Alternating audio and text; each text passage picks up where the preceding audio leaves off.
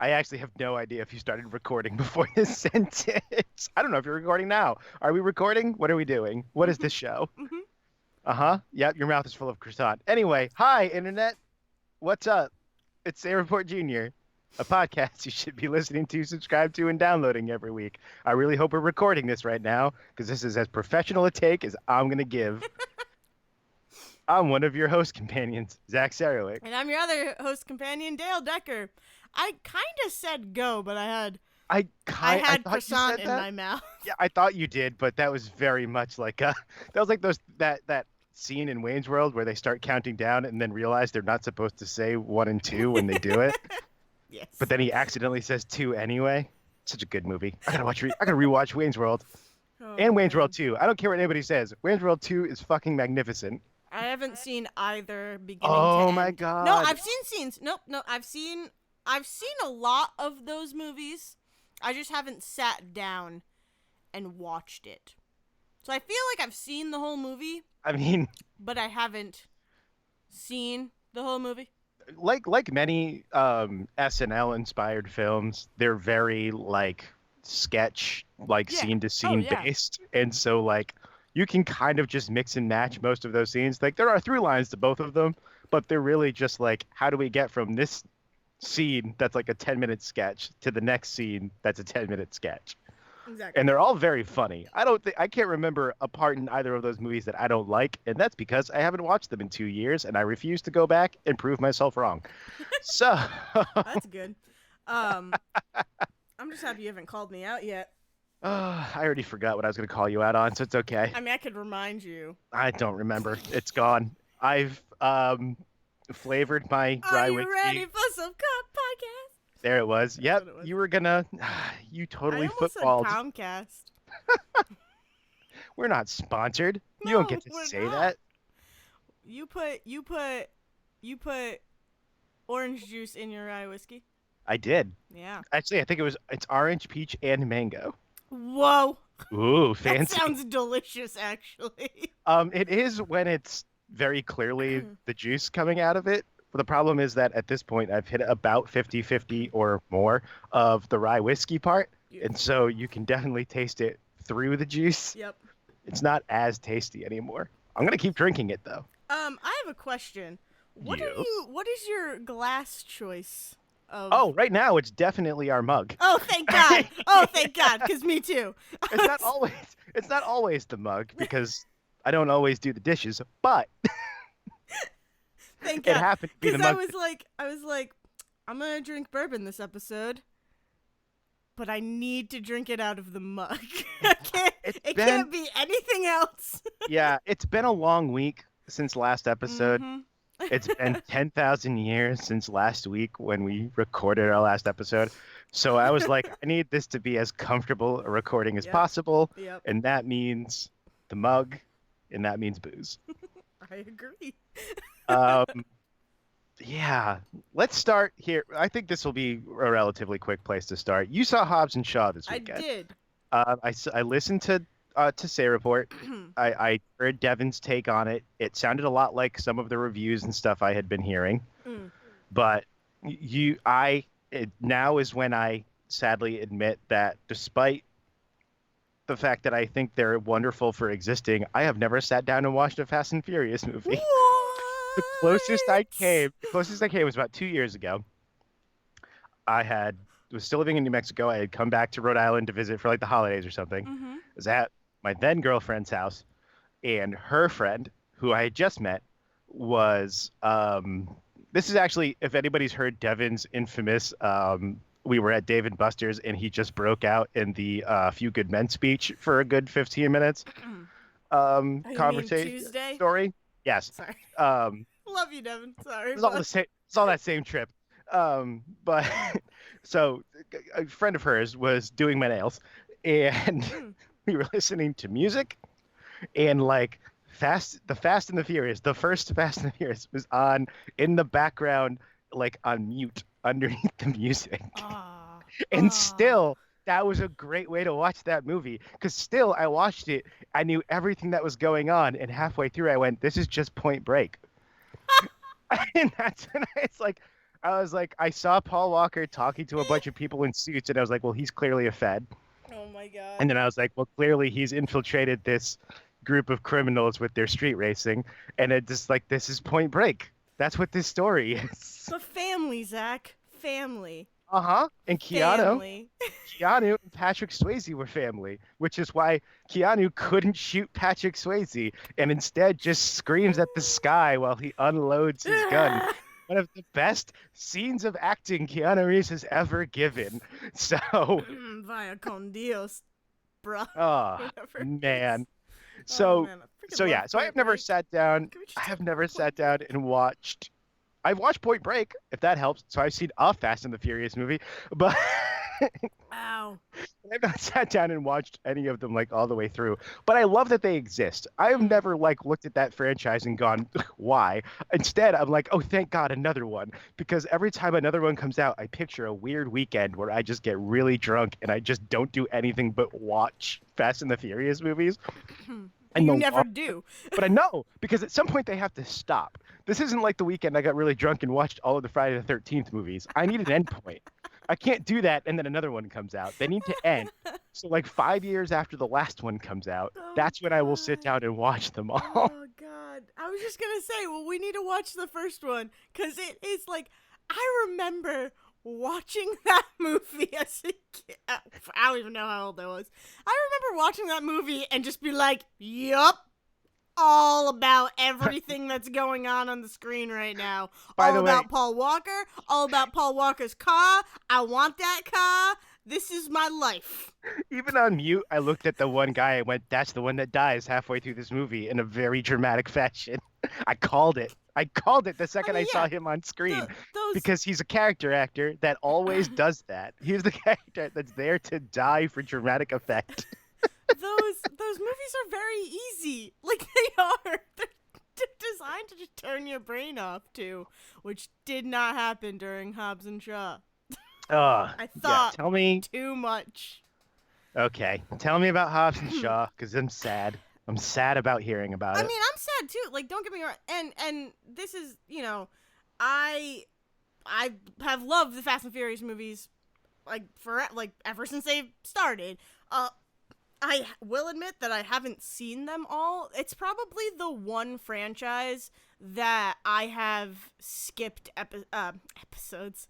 They basically are like episodes. I mean, episodes. This Um, episode of Fast and Furious, The yeah. Rock guest stars. Yeah. Then No, we made him a series regular. It Then- definitely is like the only series that I can think of where that's wrong because I've definitely only ever seen Jaws and Jaws the Revenge.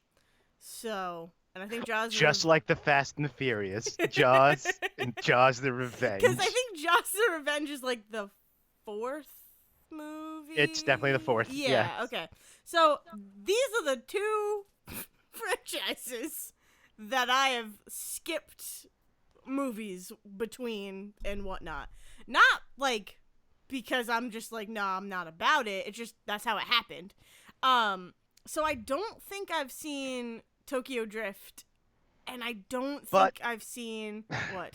The only thing I know about Tokyo, I know two things about Tokyo Drift. Actually, no, three things. I know three things about Tokyo Drift. One, the dramatic death in Tokyo Drift is still in the entire franchise the one that people talk about the Yes, most. yeah.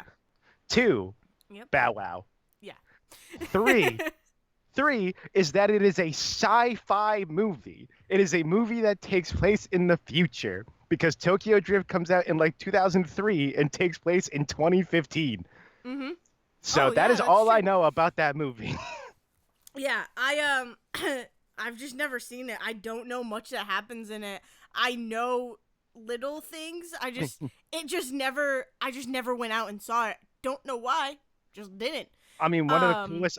It's still one of the coolest things I've ever seen in a trailer when they're all drifting up the Yeah. spiral in Oh, the parking yes! garage. That That's is still the coolest thing I've ever coolest seen thing. in any trailer. Yes. Oh, I agree. I agree. And like that's So the I know image four of things that about that movie. That's the image of that movie in my head. But yeah, no, it's they're just so fun, and you really can turn your brain off, and like it's also a series where like I remember loving them, but I will forget about them because of how much I turn my brain off. But I'm not disappointed that I forget about them, because then when I watch them, I get to experience it as a kid. You That's know? like, yeah, you have Like, how much I would love, how many franchises I would love to go back and experience them for the first time. yeah, And to think about, I could go back and watch Fast and Furious in any iteration and be like, this is the first time I've ever seen this stunt. yeah. They put a chain on this helicopter and dragged it with like a fucking Porsche. What's going on? Exactly. So it really is like one of my, I don't talk about it much, but it really is one of my favorite series, franchises, whatever they are. Fast and Furious, woohoo, forever. Yeah, so Hobbs and Shaw, I was super excited for, and it just started, and I was like, this starts really cool, because it's like, it it starts so good, Zach. It starts off so good. There's freaking a badass action sequence, and Idris Elba is there, and it's just incredible. It's so good, and it's like, I've seen this before. Where have I seen this before? Oh, Mission Impossible 2. Ah. And it's Wait, is Idris Elba climbing a mesa with no no no no no ropes? no no no no no. But it's Hobbs and Shaw is about a digital virus, or a not digital virus, a oh my god, why can't I think of the word, mechanical virus, something like that, where you can program it, a programmable virus, I guess. Okay. We'll call it, right, which I think is what it's called. I don't remember. Virus that gets in and lets you program whatever it's infected. Is that It's so basically you program it to attack a certain DNA strand. okay? Which, like, Like, that's sure, Fast and the interesting. Furious franchise, that we've is- reached that point. Exactly. So I'm like, that's fine. I am totally on board with this. It is like, this is going to be cool and interesting. And I can't think of her name. If you want to look her up, that'd be really cool. It's the one that's in the movie, like the female lead in the movie. Yeah. Jessica Kirby. Jessica only because Kirby, okay. only because she's got the best last name, because it's Yes. both Hayden Panettiere and Kirby. Exactly. So Okay, so she might be was Janessa in Kirby. It's something Kirby. she was in Mission Impossible Fallout, I think. Oh, is she the other, the one that comes back from for 5 and 6, right? The last no. two movies. No, I don't think so. I think she's just a bad guy in Fallout, if I'm remembering correctly. She was definitely in an action movie, and I want to say it's Mission Impossible. She's badass. Like, she's incredible in it, even though I'm pretty sure she's evil. I mean, that's fine. You can be awesome and evil. Exactly. Of course you can. I mean, Idris Elba. But no, it's just, so I was excited because I was excited to see her again be a badass on screen, and so it starts off where they're trying to protect Vanessa Kirby. Sorry, I knew Vanessa? there was Vanessa Kirby. Was she Anyway, in Mission Impossible Fallout? she's in one of the Mission Impossibles. Okay. It is Fallout. Yes, Okay, the good, White Widow. good. She All is right. the White Widow in Fallout. Yes, perfect. So, like, it starts off, they're both fighting over this virus because she's with MI6, and, you know, Idris Elba is with this company or whatever, and Etienne is what they're called, and Etienne's whole thing is they want to basically upgrade the human body. So if you've seen Upgrade, you'll definitely feel like you're watching that. Oh did you man, did you see no, I Upgrade? haven't, but I had Oh, I think Zach. yes, no, Oh, I know, Zach. I was We I was in gotta- New Mexico at the time. It wasn't easy for me to see it. No, okay? that's fine. I know. Hey, I'm not judging you. I'm just saying we need to watch Yes, it. I didn't not watch it because it didn't look interesting. Yeah, Let me put it that that's way. fine. Good, because that would probably hurt my heart. No, so, I mean, Upgrade, you kind of get it. It's an upgrade happens. It's the dangers with of upgrading the human body. Exactly.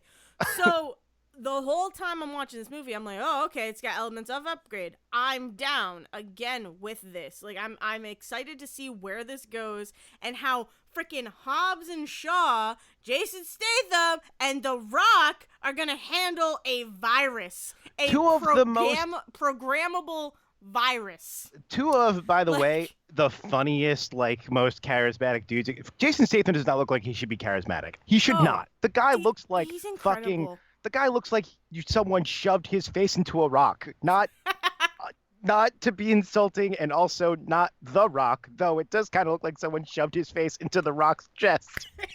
Jason Statham is a perfectly fine-looking dude, not classically handsome by movie standards, but he has always gotten by being a guy that can look really angry, but just say off-the-wall shit and make it fucking hilarious. I mean, I've always thought he was attractive and like Crank movie, is still like Crank is still one of the best movies I've ever seen, and I only saw it once in the $2 theater, and it's beautiful. still one That's of the best incredible. movies I have ever watched because like it's fucking bonkers. Oh, I'm sorry. The Mechanic. Have you ever seen The Mechanic?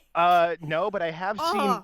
not Payback with Mel Gibson, but this one that he did that was the same character based on the books, where he like dressed as a priest in one scene and a cowboy in another, and I think J-Lo is in the movie with him. Oh God. Fuck, what movie? What I forget what movie it is. this? But it's great because it's Yeah. just Jason Statham doing like weird accents yeah. half the movie.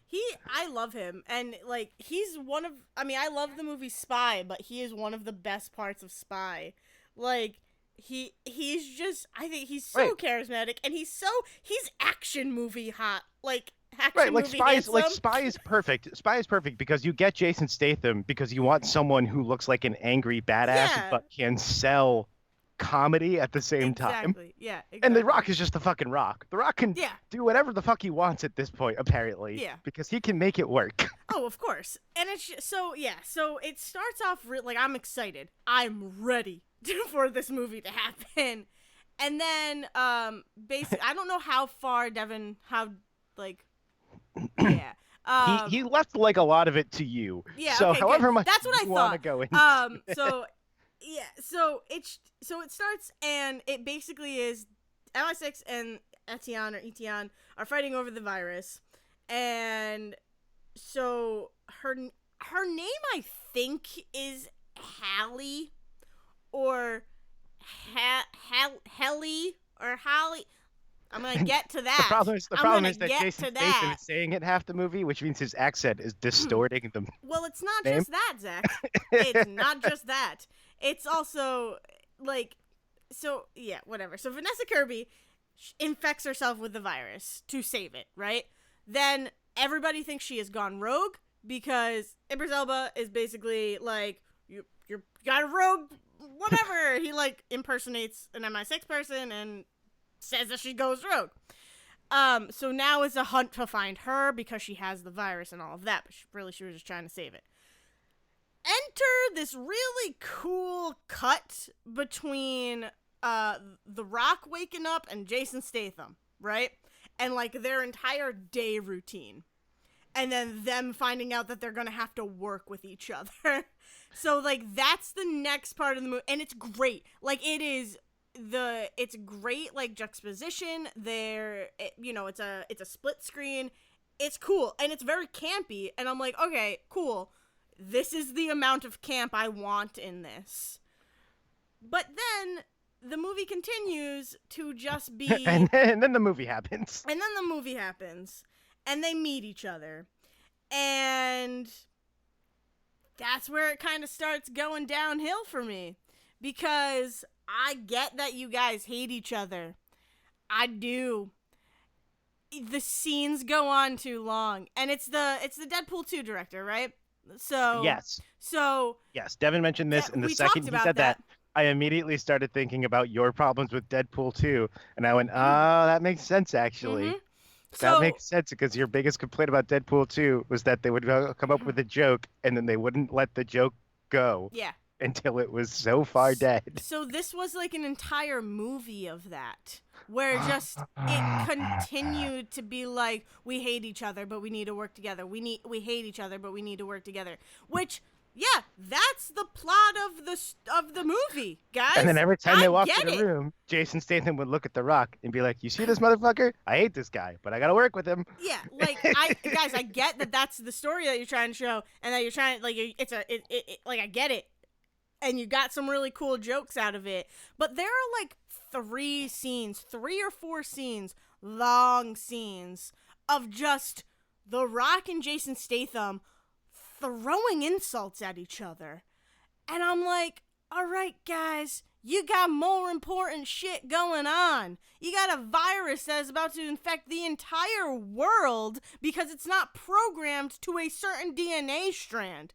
Like, do you not get what the fuck is going on? Put your differences away, guys. Like, honestly. And it took too long for them to get to that point. And there's not even like, there's like, when that kind of story happens, there are moments within it that you're see like, oh, okay, these guys are starting to work with each other. That's cool. Like, it just never felt like that. They definitely tried to do those moments, much like they tried to do heartfelt moments in Stuber, but like, then they just get steamrolled over and they just continue with the hatred. And I'm like, okay, fine, cool. Let's It watch. kind of, Let's what? nope. I was just gonna say it kind of sounds like there's kind of a length creep happening in all movies at the moment, which is that a bunch of really good movies have been like 2.5 hours long, Mm, and so they are trying to stretch every movie past that point. mm-hmm. Because despite the fact that like shorter movie means more time that you can run it in theaters, which means theoretically more money that you can make because you can show it more times, Yeah. thus giving more people more opportunity to come see it. But there's also like a chase for whatever critical acclaim because they don't want to admit that they're just making movies for money, which is fine. Make movies for money. You can do that. A lot of Yeah. movies were just made for money and they're still pretty good. Alfred Hitchcock didn't do a single take unless he thought he could get the most money out of it. That's why Alfred Hitchcock movies are good, Yeah. because he was like, I'm not He doing this unless it's worth cared. it. Yeah. It's not even that he cared. He literally looked at a scene and went, is Well, is it yeah. worth this being in the movie? Well, he if it's cared not, about getting money. That's what I right. mean by That's what, that. okay. Like, Yes. he cared Yes. about. Yeah. If this thing is going to drag down the movie and someone's going to say, don't see this movie because this scene lasts too long, we're not going to put it in the movie because Yeah. then no one will go see it. So, like, it's okay for your movie to be 80 minutes. And it sounds like this movie should have been 80 minutes, not 2 hours and something, Yeah. but however no. long it was. And it's Because you pad it with shit like that Yeah. instead of just like you get rid of that in like act one Mhm. is they hate working together. Yeah. Act two is you put the is like act one is you introduce the characters. Act two is we hate each other, but we're forced to work this thing. And then at the end of that, we realize we actually work well together. And then act three is we walk into the scene and fucking kick ass together. That's like a simple action. That's Tango and Cash, everybody. You make it work. which that does happen, but act 2 of them hating each other, I think, goes on a little too long for me. Right. Like act Like two is like act one is 45 minutes. Act Yeah. two is an hour and a half, Mhm. and then act three is 13 minutes. It's like Yeah, it's ridiculous. And it's just, I don't know. I was just ready to like watch. The action sequences are great. Like anytime there is a fight, there are like some really fantastic scenes. There is a scene, to not give too much away, but they basically infiltrate an area where bad people are, and they like it's so, and they escape with the that virus or whatever. And it is just so beautifully shot. It is beautifully like acted. Like everything about it is so good. And like it gives you that tense feeling of, oh shit. Yeah, they're this is real. This is good. This is important what they're about to do, and shit's going to hit the fan. Like I am nervous for them, you know? it's Fallout, or it's Mission Impossible. Yeah. The best thing Yeah. about Ethan Hunt is that Ethan Hunt gets his ass kicked scene to scene, but he gets a little bit closer to what he needs to do, and so Exactly. there's always a little bit of tension as he's Exactly. going through and stuff. Like there's not too much tension going through, but when there is, it's on point. So it's just it's like to steal this from Devin, it doesn't really know what it wants to be, because it's, on one hand, it's a super action movie. On another hand, it's a sci-fi movie. On another hand, it's like a buddy cop movie. And that part does not work, really. And then on another hand, it's like a Fast and Furious movie. And the first thing I said at the end of that movie was, I liked it when it became Fast and Furious, and it became Fast and Furious within those last 13 minutes of the whole movie. Yeah. Like, it never felt like Fast and Furious until the very end. And I'm like, cool. So I had to sit through like 5 other movies I've already seen before, which wouldn't bother me if I they wasn't were good versions bored. of those movies. Yeah. And if you like captured me with it, I was bored and like almost falling asleep during it. As someone who has watched 13 Friday the 13th movies, I can tell you, I'll sit through the same shit over and over if it's entertaining enough. Exactly. But I never imagined that I could say the sentence, I was bored during a Fast and Furious spin-off movie. Because, like, Fast and Furious isn't boring. It's revved up and high energy, and like it jacks you up. Like, you leave the theater like ready to race some freaking cars, man. Like, that's what it is. That's what it is. You get out. You look at your Japanese Toyota automatic car and you go, I live my life 1/4 mile at a time. And then you 5 miles an hour out of the parking lot. You don't hurt anybody, and then you go home. Thank you, Zach. Every time. Every Fast and the Furious movie. But no, so it just was really that. You creep up from 65 to 70 once in a while and go, yeah, I'm racing now. Jesus. The other like real issue I had was, and it was distracting, was Vanessa Kirby. Usage, I guess. 'Cause she was very much just a prop. And she was very much only Shaw's sister. So that The Rock could hit on her and Jason Statham could be mad about it? Yeah. Basically. And so they could take the equation of both of them hitting on her out. Because, like, that would have been too much. No, we don't live in a world where 2 men fight over a woman as a trophy anymore. We instead live in a world where 1 man treats a woman as a trophy and the other man is indignant about it. But the real part that, like, hit me weird, and I don't know why. Maybe it was because I was already thinking too much about the movie, so I was just, like, looking for things. But there is first of all, like I said, I was super excited to see her because I was ready for some badass sequences with her, but she only gets a few moments of badassness, and like I said, those are some of the most fantastic parts of the movie because it's showing like, yeah, I'm good, I can do this, you know? About all of this bickering you two are doing, you could just let Vanessa Kirby like save herself because she's clearly capable of just walking out of this situation on her own. She also understands that she needs fucking help. Like, she's not so high and mighty that she's not like that. She's, hey, no, I'm done. There is one moment where she's like, you two can't work with each other, I'm out. And then The Rock presents her a piece of evidence and she's like, okay, no, I do need this, so I am going to stick with you. Well, and it's my brother. So there is that moment where she like calls them on their shit, but then realizes that they have information that she needs, and it would take her longer to get if she wasn't working with them, you know? But is there a scene after all of the Fast and Furious movies had no women whatsoever where like Valkyrie and Pepper Potts and the Wasp and Denai Guerrera and Shuri all show up and Captain Marvel lands and they're like, look at how great we are with women even though we've never shown a woman before on screen? No. The sad thing is the Fast and the Furious movies have been better with women than the MCU. Thank you, Zach. thank you for like not even seeing the movies and understanding that, because I was understand. literally just going to say that the women of Fast and Furious are incredible, and like they're just as bad. Like No, the even I thing totally, about I totally gender. Oh, understand. sorry. This is We're just the, gonna keep talking over each. yeah.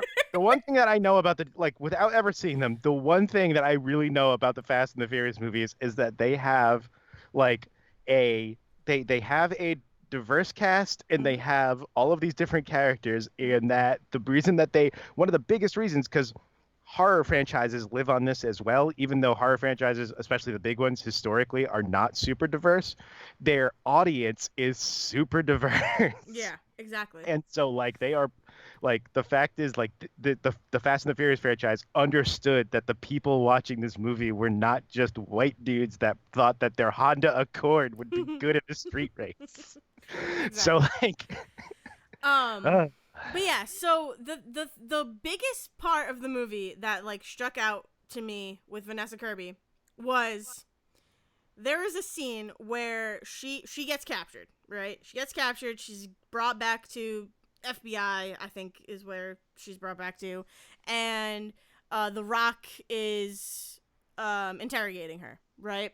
And there's some flirtation stuff going on there, which is fine. Like it was kind of weird, but not so weird that it was distracting. But because also you knew it was coming. Like it's not you knew it was gonna happen. to bring it back to the MCU, it's not Steve Rogers and the woman that turns out to be Yeah. Agent Carter's like granddaughter. Yeah, exactly. Like it does, and there are those moments where there are like a couple moments where The Rock is respectful, but you know, then it gets steamrolled over again by them being stupid idiots to each other. So anyways, then she like escapes. Idris Elba shows up and basically they kidnap her because again she has the virus and that's what they need. So then The Rock and Jason Statham go after her and get into a whole big fight and basically get her away. And she is running away, and Jason Statham has gotten a car, right? Finally, he's gotten a car. No, they've had cars the whole time. Can you imagine if they spent the whole of a Fast and the Furious spinoff Not in where cars. Jason Statham and The Rock would walk up to a car and just as they're about to get in, they get interrupted, It'd be just great. completely I'd be messing okay with the with that. audience until the last scene of the movie where they both get in cars and use them to just like wreck shop. Honestly, if that was how this movie was, If I'd it be had been so that happy. obvious, if it had been that campy, where Yeah. every time one of them, like just a dramatic scene of them reaching for a car door, and then the other one walks on screen and is like, Explosion. "What the hell are you doing? We got to get on this bus for some reason." Yeah. And they go, Yeah. Oh, it would have been great. But yeah, so Jason Statham has a car, and now Vanessa Kirby and The Rock are together. I don't remember how they got together, but whatever. plot device. No, Put them together. I'm sorry. She's completely separate from both of them and is starting to like go on her way. And Jason Statham pulls up and is like, get in the car. And then The Rock shows up. It's in the trailer. We're going to the mall. Get in the car. Get in the car, bitches. We're going to the mall. Anyways, so he's like, again, it's in nothing the would have been trailer. better than if this movie they all of a sudden said on Thursdays we wear pink. Pink? I mean, Jesus. But that scene is in the trailer. I'm sure you've seen it, where sure he's I like, have. he has the gun out and he says, get in the car, and The Rock walks up and he goes, I'm going too. And then Jason Statham says, not you, just the girl. And that is this before it's been line- revealed that it's his Nope. sister? Damn it, no, movie. yeah. All right. Good to know it's not just me. But it just felt really weird because I'm like, that's your sister. And like, Devin calls me girl, but But because he But- knows that it's going to aggravate you, no, well, doesn't not it? even that. It's just Oh, okay. like, it's different. Like, He's not doing it when he's demanding you to get in the car Yeah, away from another yeah, man. yeah. Exactly. Like, you know, He calls me girl, but it's not ever there's tone, right? And I'm going to talk about tone later on. There's tone there. It's never a malicious, like, girl. And I'm not even offended, really, by the term girl. Because I'm a girl, guys. Spoilers. It's also like if you said something weird and the thing out of my mouth was, "Lady, what are you saying?" Yeah, that does not, it doesn't offend me, because, like, yeah, I call people boy and, like, dude and, like, guy all the time. It's just, they're just words, right? It's when tone is attached. Yes, context and tone matter, everybody. Exactly. So, it's just like, so he says it, and I'm just like, that is your sister, first of all. Second of all, why did you just say that? Why wouldn't you say her? Like, I understand, and Devin did bring up a good thing, and I get this, but I was like, it just felt like she was his prisoner, which in some ways, or hostile, like, or hostile or whatever, in a lot of ways she is, like, because she is trying to get away from them, and she is, they've had a spat. They're, like, in a fight with each other because of Jason Statham, quote unquote, like turning his back on MI6. So they have, like, a legit sibling rivalry and, like, sibling hatred towards each other. But at the end of the day, your sibling is still your sibling. Hopefully you're still going to treat them with a little respect. Especially when later on, spoilers for Hobbs and Shaw, like, total spoilers. Especially when later on, it's shown that they do still care about each other, even though they're upset with each other. Like, they still love each other as siblings, and there's a really beautiful sibling moment between the two of them. And, like, it shows, like, okay, yeah, I believe that you two are brother and sister, and I'm cool with that. But why, if you care about your sister, why would you be like, not you, just the girl?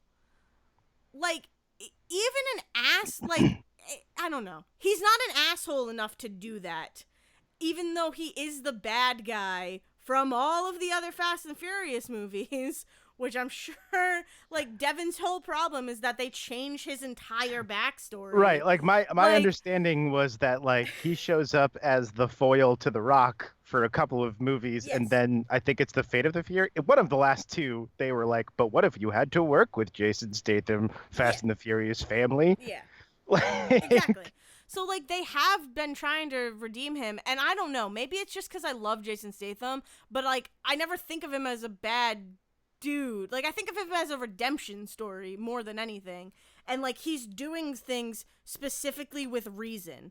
Like, right, it's very easy to write a character that's like, I did some horrible shit, but I did it for whatever government agency I was working for. Yeah.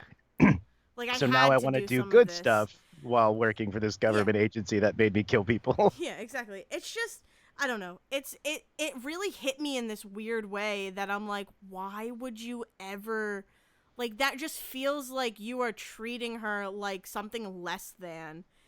And again, yeah, at the moment, maybe that's probably what it's trying to show, is that she is a prisoner, kind of, because at that moment, they don't really know if she did it for good intentions or not.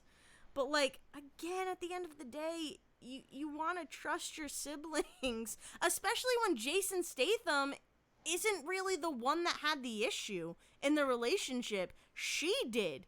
She was upset at him for turning his back on MI6.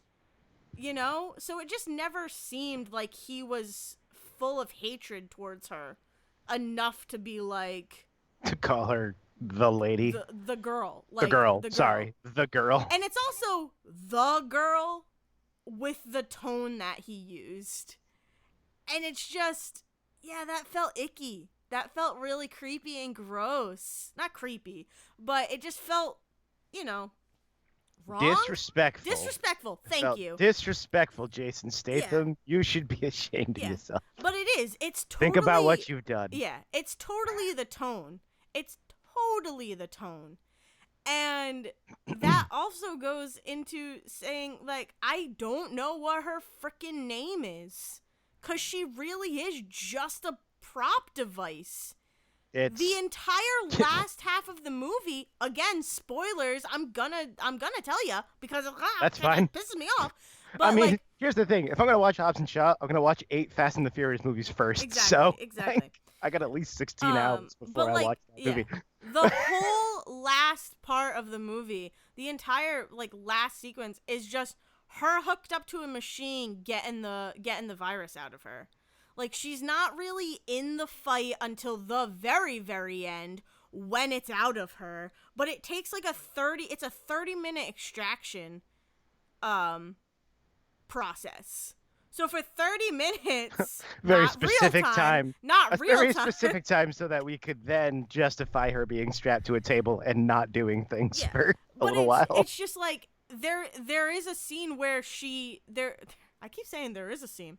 I think there's a moment where she has to defend herself, and like that's the most involvement she has, where she like grabs a piece of metal and defends herself from getting shot or getting the virus taken from her. Which sounds cool, Which is it is but cool. not in the middle It of is cool. 30 minutes of being strapped to a table. Yeah. She's not even strapped to a table, Zach. She is mobile. She has like a backpack with the thing that is extracting the virus. Just get a camel pack, just jammed right into her back like a Matrix tube. Yeah. It's so she's mobile. The So, movie like, I've written in my I head don't is know. way better, by the way. Oh yeah, I'm All sure. of everything I'm sure. I've thought of about this movie is I way don't better. know. I just wish there was more involved. Like, I don't know. And I get that it is Hobbs and Shaw. Like, I get it's their movie, but why even don't- bother don't introducing make- this character if don't you're make not your going to third- utilize her? exactly. Yeah. Don't make your third character someone who I care so much about because I haven't gotten to spend time with her, and she is like super badass. She's and almost without her, you don't have a movie. She's Like- also almost essentially your audience surrogate. Oh, She is yeah. the Naomi Scott in your Oh, weird Charlie's Angels definitely. starring Dwayne The Rock Johnson and Jason Statham, is that you can bring her in to then bounce off of these two guys that don't want to work together. Yeah. She should be the one dragging them together the whole movie.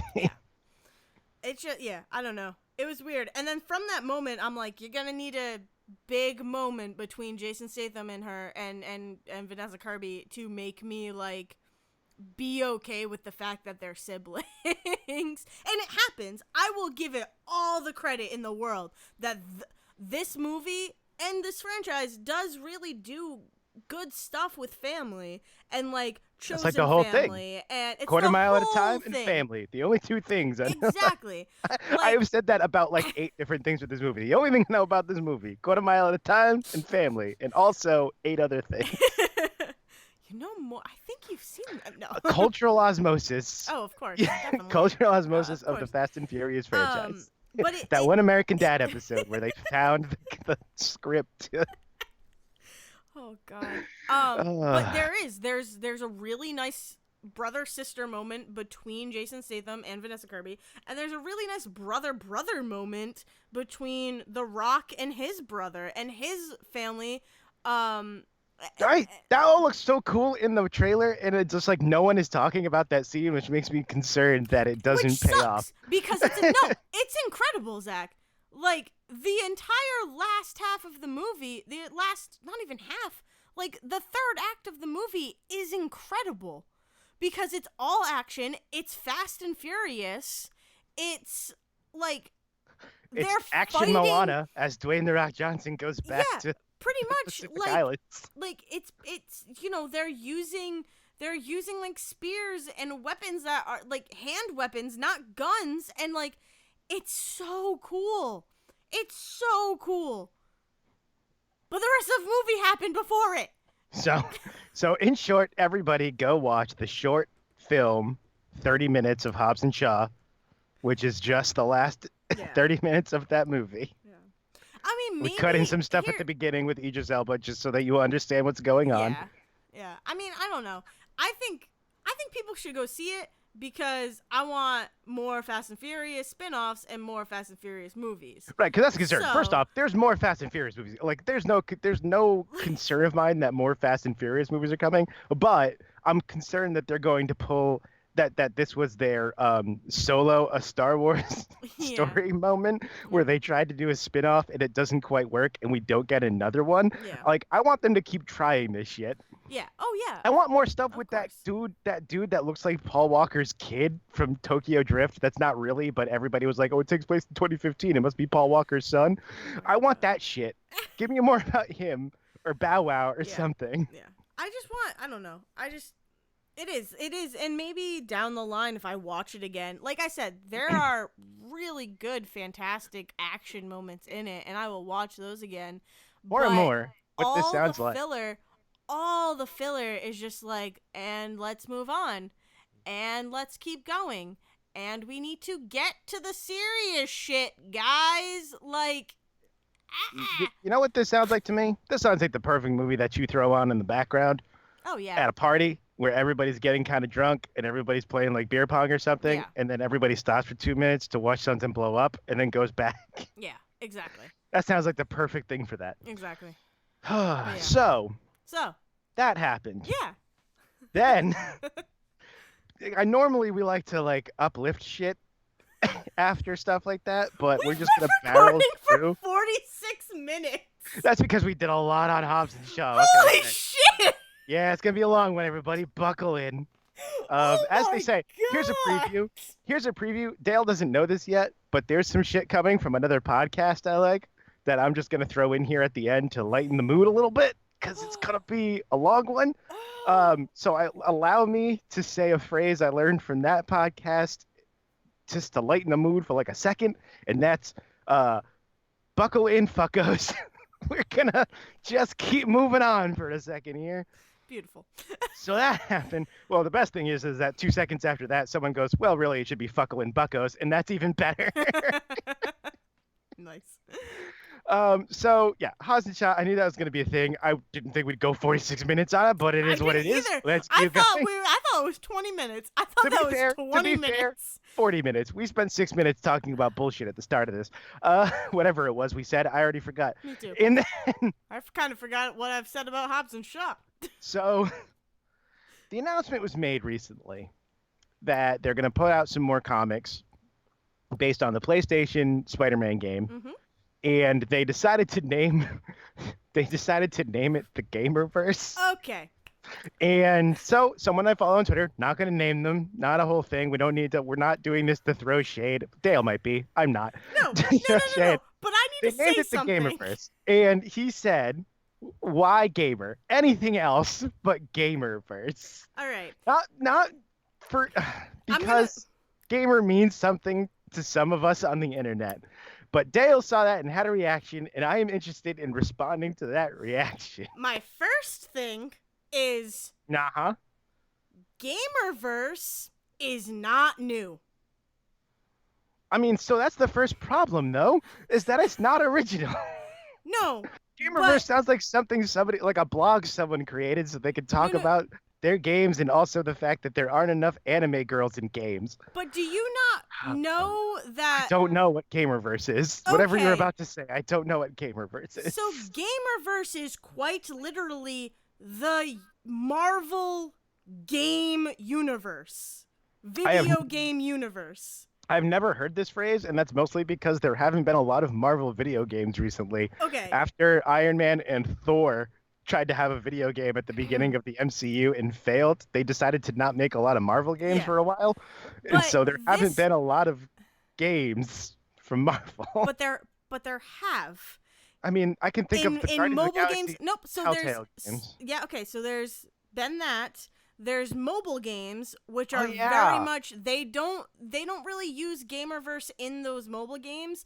But if you know what the Gamerverse is, you understand that they're part of it because it's a Marvel video game. I mean, but sure. where I saw this beginning was when Marvel vs. Capcom came out. Oh, right. I A forget couple about the years. Marvel versus Capcom games. So it was the latest one to come out. I was still working at GameStop. Three? I want to Um, say three. it probably was. You could Whatever look it one, up. You could whatever look one it up sold. if you want. All I know is it sold poorly, and so they don't But talk about it very much anymore. actually, could you look it up real quick as I'm explaining this? Sure. But it's Marvel vs. Capcom, and it's Ultron and Sigma are the two main villains, and I think it's Ultron and Sigma. It could be Ultron and Infinite. Fate of Two Worlds. Does that sound familiar? Nope. This was like Marvel 2017. proper sequel was released in 2017. So Marvel Capcom Infinite. Yes. Yes. Okay. So if you read it, it's Sigma So I guess and Marvel Ultron. versus Capcom 4, but they just dropped that and just Yeah. called it Infinite instead. Okay. Yeah. And this was a game that I was pretty interested in. I never bought it, but I was super interested in because a lot of the characters that were popping up as, playable fighter characters, I was excited for. Like, I'm pretty This sure was like, the one, Captain Marvel actually. shows up. Sigma and Ultron, it could be Infinite. I think it's Sigma and Ultron. Like, It is. I mean, I see fused Ultron in the together. background. Yeah, Yes. they fuse together, and that's who you have to take down with the Capcom characters. Also, I love Capcom characters. Yeah, so this is an interesting thing. Now that you say this, not to completely derail things right off the bat, but it does play into something else that's come up, which is the fact that like Marvel Ultimate Alliance 3, Avengers, the Avengers Square Enix game coming out, and Marvel versus Capcom are all tied into the Infinity Stones Ultron story. Yeah. Because they're all also tied to the fact that Disney owns Marvel when these games come out. Exactly. Which that's a whole nother thing. That's a whole other thing. That, but yeah. like, Marvel vs. Capcom, that was the first time I can remember seeing the term gamerverse. And I was like, cool. This tells me exactly what I need to know. It tells me that these are going to be different from the movies, guys, but they're still going to be somewhat connected because it's Marvel. Right, Like, it's Marvel gets to somewhat throw in some comic together. stuff, but Yeah. also MCU is going to be But influential a little bit. Yeah. But that's why most of the costumes are different. Like, if you look at Gamora's costume, it's original, quote unquote original. I don't know if it's original. I don't know when that costume came out. Let me look at it because I bet you it's the same one as Ultimate Alliance, and it's just like it's based on whatever the comic version of Gamora's costume is versus. It's a white suit of armor, pretty much. It looks like the Infinity. It looks like the Endgame time travel suits, which were based on other comic suits that like came out later. Yeah. But it is one of my favorite costumes, like uniforms. That is ever. that is the costume Gamora is wearing at the good. Ultimate Alliance, by the way. Yeah, okay, good. Yeah. So it's one of my favorite designs. Rocket and Groot look very different. Like, Star-Lord looks different. They are not your Marvel Cinematic Universe versions of these characters in a video game. They aren't even they're basically comic book versions, but different still, because they're in their own universe alone that is a video game. So when he said, why use Gamerverse, that's what confused me, because I'm like, that's not a new term. That is all over the pop figures that came out for Marvel vs. Capcom. It says it in the bottom. Every single Spider-Man pop figure that came out when PS4 Spider-Man came out specifically has Gamerverse on it to tell you that no, this is not from the movies, And even there's action figures. The Marvel Legends figures have it plastered on them. So it's not new. Like, that's what I didn't understand about that tweet. I think that might be okay. So first off, I won't lie. I've never heard that word before. Before this announcement came out for the Spider-Man comics, I have never heard the word gamer. But then again, incredibly weird I've never paid attention to any mobile Marvel games, and I definitely didn't pay much attention to Capcom, Marvel versus Capcom, because the big story about Capcom versus Marvel is that the last game kind of fell on its face, and so like. no one talks about them enough in the like gaming. Like, let's put it this way: EVO, one of the biggest fighting game tournaments, is going on this year and last year, and neither of those tournaments has featured Marvel versus Capcom. A thing that was Marvel versus Capcom 3. I thought it was 2, but I guess it's 3 and now 4. But whatever the last Marvel versus Capcom was a staple of this tournament for years. And then the newest one came out and it got dropped off because it was not good. So Yeah. I think it's just the fact that for the last like few years, no one has talked about Marvel video games very much. Mm. So I had no See, yeah, idea that's that that was like the term that they were using for that. because And I that's mean, all I've seen. Like yeah, I've definitely seen that. Plus, also, you don't pay attention as much as I do to collectible things. that's Like, also true. That like is very true. I am Yes. definitely more tapped into the pop figure world, the Marvel Legends world. I don't love that I am, but I am, because I'm a sucker when it comes to that kind of shit.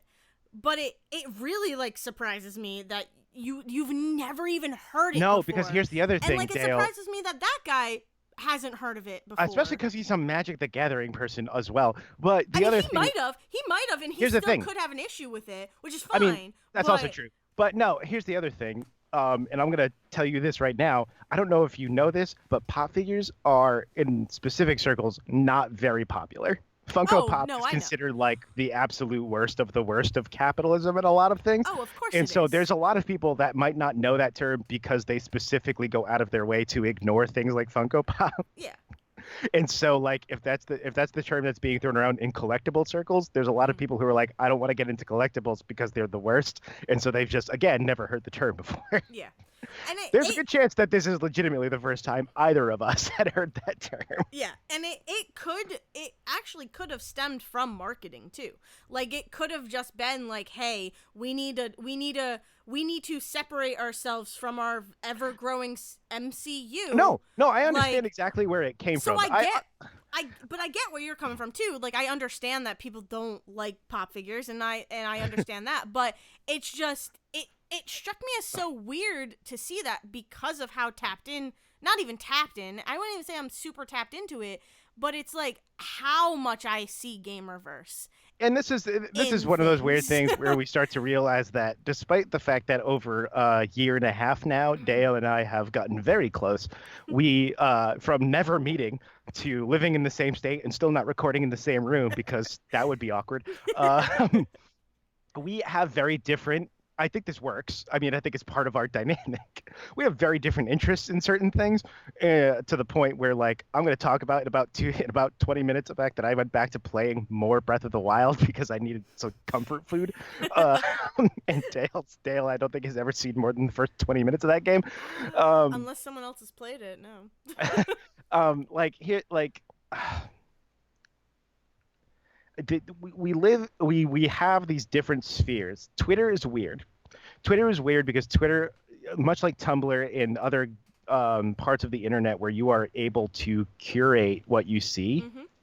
Mhm. Like I've talked about the fact that like people complain about Tumblr in a way that I don't understand because I have never seen whatever it is people are complaining about on Tumblr. Mhm. There's like jokes about the like Tumblr SJW people who will talk about like spend paragraphs talking about how so and so misgendered this character and they're ruining things for this and that. It's like I've never fucking seen any of that. Yeah. I don't use Tumblr anymore, but when I was, like, I saw dumb gifs and artwork from people because I understood that I just didn't want to see the shit that people are complaining about. Yep. That's And Twitter is basically the what same my way. Twitter is. Like Yeah. Twitter is curated. If I Mhm. really wanted to, I could see a possum every hour, literally an account I follow Mhm. because it gives me a break from shit. And I've never seen a possum and not freaked out in real life. It's good to see a possum every hour. That's kind of funny. I could see cats. Mhm. I could see cats in cosplay. Same. I could see literally 3 different distinct cat accounts that are just pictures of singular cats. Mhm. Oh, And I am I'm talking I'm about gonna plug multiple emergency cats. accounts that I Kittens. follow. One of them is Emergency Kittens. Can I just pause the stream right? That's not even a stream. Can I just pause for a second? You started about talking about cats. My cat just ran down the cellar stairs. It was like, talk about me. I hear them. I know what's going on. Ruby's tapped. Ruby's tapped into the So like, pulse. so we live in worlds where we get to completely curate the things that we follow, and the Mm. people that we end up following, or even following, tangentially following, and then tangentially following after that, are all part of like inner circles that other people are just not part of. The guy that I replied to that started this whole conversation, I started following him on the other Twitter account I was running for the fucking blog I don't write anymore that I was doing at the beginning of this account. So like when I shut that down, I went back on my original account, followed him, and then at some point he followed me back. I don't know why. I don't say anything important on Twitter, but he still followed me back. So like this is someone literally I know nothing about beyond video games and Magic the Gathering Mm-hmm. from Twitter. But I follow him, and we've replied back and forth about shit. It's like a whole thing. So like you end up creating these weird bubbles on Twitter of just like games people Mm-hmm. or collectibles people, or I mean there's like a book Twitter of people who just like follow like authors and book clubs and shit I've never been a part of, but I've got like one or two people that talk about it sometimes. And there's like film Twitter of all the different film blogs and websites and stuff where they all kind of connect. That's I follow some critics from there, and you've seen that one before.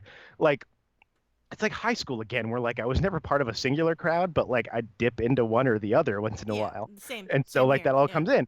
And so like that tweet comes out, and like I've never heard the word gamerverse before, and the two of us on the just like game Twitter level of access look at that and be like, fucking gamer, why would we ever want the word gamer connected to fucking anything good?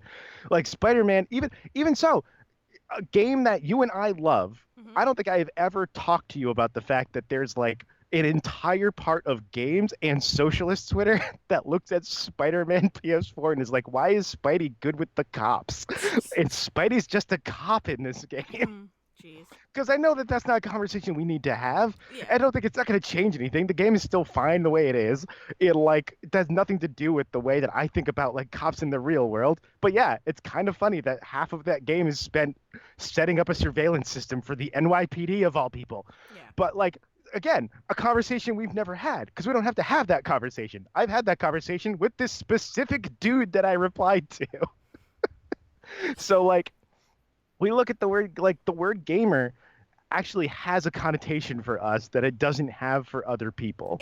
Like that's where I was gonna go into after that. Yes. Is that I don't see. Here's the thing. There- I know that there are negative connotations about gamer and gamers in general. Like I'm not blind to the But world. I have an actual specific question about that though. Do you know that there's specific negative connotations to the word gamer because of things like, oh, people are bullied for playing video games, or because of things like Gamergate? And the people who are gamers are also misogynistic, racist assholes. Well, I mean I know both. Okay. And it's See, well, and it's more. I mean, here's the thing: you have brought in the side of Gamergate and the second half of that. The Yeah. second half of that. I grew up, quote unquote. Like I learned the connotations through people get bullied for games, but I never even saw that. Like I never been in that realm where like I get made fun. I mean, I get made Right. fun of by older people who Right, and here's the don't and- play video games, and I and think I'm that's fine with it. Like I don't care. You don't get it. Like I'm not gonna fault someone who is of an older generation giving me crap for playing video games. I really Right. am not, because And what's really I'm sure I interesting could about give them crap about stuff. all right, Like, and what's really interesting about that is that one of those feeds into the other in a way that has created a bad cycle of shit. yeah. Well, so and maybe this will work, but the thing with me and gamer is that the way I view that term is on a like literal level, in that I am a person who plays video games, therefore I am a gamer. Mhm. But I don't use the term gamer to describe myself because I just don't. Like but it's not because I don't want to. It's just that I I play video games. Anybody who knows me knows that I play video games. But I have been called a gamer by my boss will talk to us about video games, and he's like, yeah, and he'll call us gamers, and I'm fine with it. Like, cause that's what we are. This Like, we this is where we are get into the like video game. context, Yeah, context exactly. and And intention also, mean something. Yeah. there's no malicious intent when my boss calls us gamers. There really isn't. Right. And but so, and or even just like, you know, if a grandparent or something, like someone, you know, who don't play the new games now and aren't in that gamer world, I'm not gonna get offended. Like, I'm just not. I'm not a very easily offendable person anyways. But where it crosses the line is for me, and it's gonna be different, but for me is the term gamer girl. And that, but again, that has specific connotations to it and specific intent to it when yes, someone says exactly. that phrase. Yes. But I have definitely seen more negative stuff about gamer girls and all of that.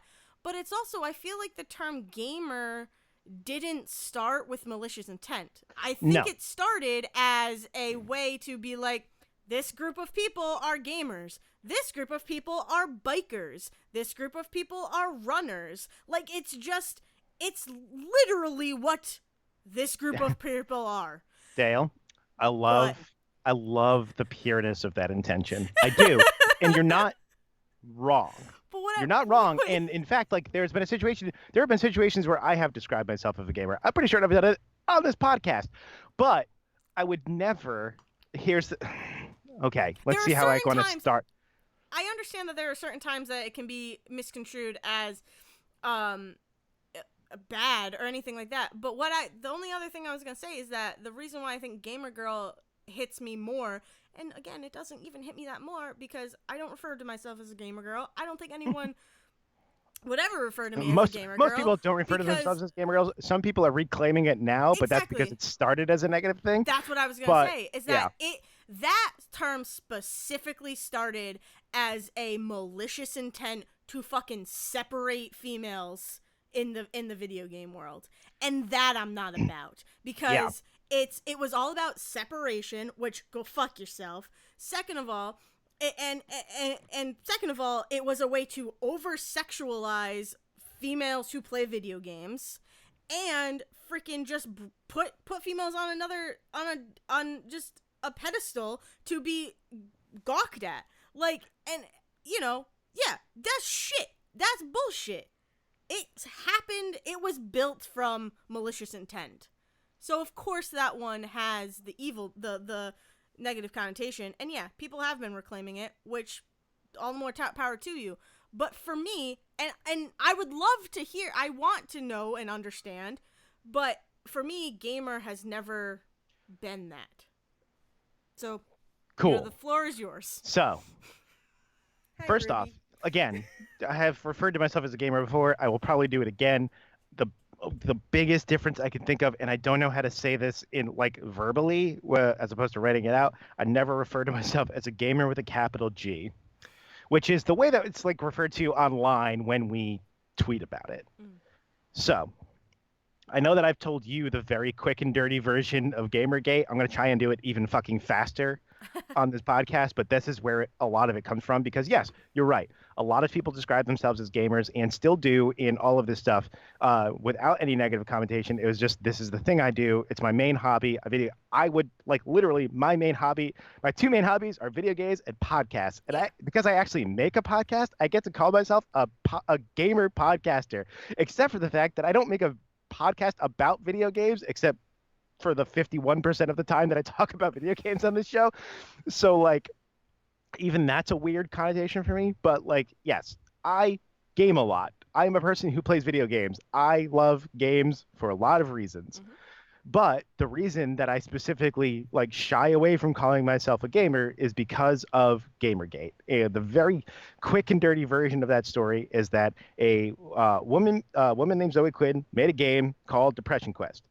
And She broke up with a guy out of an abusive relationship where they had been like off and on. She has a book called Crash Override, which is very good and everybody should read it, where she kind of describes this relationship. But she had been off and on with this guy who was like emotionally abusive for years and broke up with him, was dating this other guy, and then all of a sudden he went online and posted something on some forum that was like, "Hey, my girlfriend broke up with me, and she was really only, and she cheated on me the whole time we were here, we were together, and she slept with some dude just to get good reviews for this game that she's putting out called Depression Quest." The first major fact to know about that is that that review doesn't exist.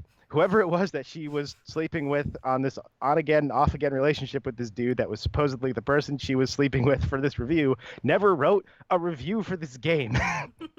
So let's start there. So then a bunch of forums, a bunch of online shit happens where a bunch of people start harassing her and like doxing her and doing like really depraved death threat shit to her. That all builds up around this guy saying this, and it kind of goes largely ignored by the gaming press. Then someone decides to finally fucking pick it up and talks about it. I might get some of these details wrong. I apologize because this all happened literally like right before I got into video games even. Like it's me just getting into video games and it's Dale like 6 years later. So because sometimes I forget that we are 6 years apart. So like it, what happens somewhere in there, gaming press finally decides to start talking about this, and suddenly the people who are being abusive and toxic toward women and people of color in games start saying that these are not true gamers. We are the real gamers, and also the games press is against us as gamers because they're all sleeping around for shit and they're taking kickbacks and doing all of this stuff. And suddenly the narrative becomes that all of gaming's press is completely unethical and they're only giving good reviews to people who pay them off and bad reviews to people who don't, and all of this other Okay, shit. so wait. So So hold on. so like basically who in that scenario is saying these people aren't real gamers? like the people who are like on these forums who are all kind of gathered around this dude who said this girl cheated on me and slept with this dude for a good So the people who support that guy right. are not real gamers. No. Those are the people who are saying we're the real gamers and women are not. Women don't Gotcha. game. Okay. People of color don't play video Gotcha. games. Women don't play video games. It's only us white Gotcha. males who play video games. Yeah. And every time a video game comes out that does not have a white male protagonist, it's another game that has been corrupted by the SJW bullshit, and they're only pandering to women and people of color instead, and they're trying to kick white men out of video games. The whole thing fucking snowballs. And so the problem is, at some point, that becomes a little obvious. Mm-hmm. Like, no shit. Oh, clearly, you're just kind of misogynistic assholes. And so what happens is a new wave of people start caring about this story because games journalists finally start saying, hey, this weird kind of misogynistic shit is happening on forums and all of this. And the forums turn around and say, well, you're also sleeping with these women or being paid off by so-and-so company or whatever. But it starts to become this weird thing where it's kind of obvious where the shitheads are coming from. And so, not to get like, I mean, this does get hyper political only because like we learned much later that people who did this were then involved in all of the shit, a lot of shit around like Trump and Republican shit later. But a bunch of people came in and went, you can't let them know that you're a misogynistic asshole. That's never going to get people on your side. What you do is you start telling people that it's about ethics and journalism. That what's really happening is we're going after unethical journalists for unethical practices. And so suddenly it becomes gamers, quote unquote, gamers with a capital G, the people who are the true gamers, the white males, against everyone else who's just against gamers as an identity. And suddenly you start hearing about how gamers are being oppressed and gamers are being kicked out of their hobbies by these horrible women and people coming in and telling them that their hobby is bad and games are bad and all this other stuff. When what's really happening is women who have been making games forever were like, you should probably respect women. And they were like, we don't want to do that. So So it becomes this whole weird thing. And then this like second wave in Gamergate happens, which is people who have never heard of the earlier shit start hearing on forums and stuff about how unethical journalists are trying to ruin your video games. And then suddenly you have this whole group of people who are like, I play video games. I like video games. Why are journalists being unethical? That's weird. I don't want that. That seems like bad. We shouldn't let that happen. And so suddenly you have a group of people who have no idea where Gamergate started Mm-hmm. being told you should join Gamergate. You should join this group of people because what we're really doing is we're defending video games as an art form and we're defending video games as a group. You know, gamers have been oppressed for so long. Don't you remember when you were bullied for being a gamer? And here's the short answer. A lot of people were not bullied for being a video game player. Yep. Arcades were huge. Yeah. Video games were huge. It was like a big thing to own a PlayStation and a Super Nintendo and a Sega Genesis Yeah. and all of this. I mean, But even like I remember being in middle school and like you were cool if you talked about video games. right. Like that was kind of what unified a lot of us. And what kind of happens is that you get people who were bullied for other reasons, Mm. but were convinced that the reason they were bullied was because of the video games. Or like you get people, and again, not to get super hyper political, but you get these people who shoot up fucking schools who are telling people that it's because they were bullied, but really it's not that you were bullied, it's that you were kind of a misogynistic white supremacist asshole and people just didn't want to be around you, but you convince yourself that you're a good person and other people are bullying you. And so like they get this whole kind of group of people together and suddenly it becomes again that there's gamers with a capital G who are like the people who really like games. These are the people who really understand and love video games and we don't play that shit where women are involved and we like Lara Croft, but Lara Croft is hot. God forbid they ever create another Lara Croft that's got smaller cup sizes. Or like, oh, I really like Overwatch, but God forbid they ever create a comic that tells you that Tracer is in a lesbian relationship because Tracer will never sleep with me if she's in a lesbian relationship. Like it becomes this whole horrible, terrible thing. And so and it becomes a thing where people are literally creating on their Twitter accounts and on forums and stuff where it's like gamers are this and everyone else, despite what they will tell you, are not really gamers. And so when you have the people who have either came up through that abuse or came up seeing all of that shit happening or have come up trying to understand that, people like me who like, again, I didn't know any of this when I got in. Like when I played Fallout 3, I didn't know any of this was happening. But Fallout 3 is the game that got me into video games. And then later on, I learned about this. But I tried, like I've tried to learn it because it's important. Because I've noticed every time they do things like there was Ultimate Alliance came out, and someone literally put out a review of Ultimate Alliance talking about how it's a good video game because the women are voluptuous. Yep. Yeah, Yeah. I saw that. Right. So like shit like that.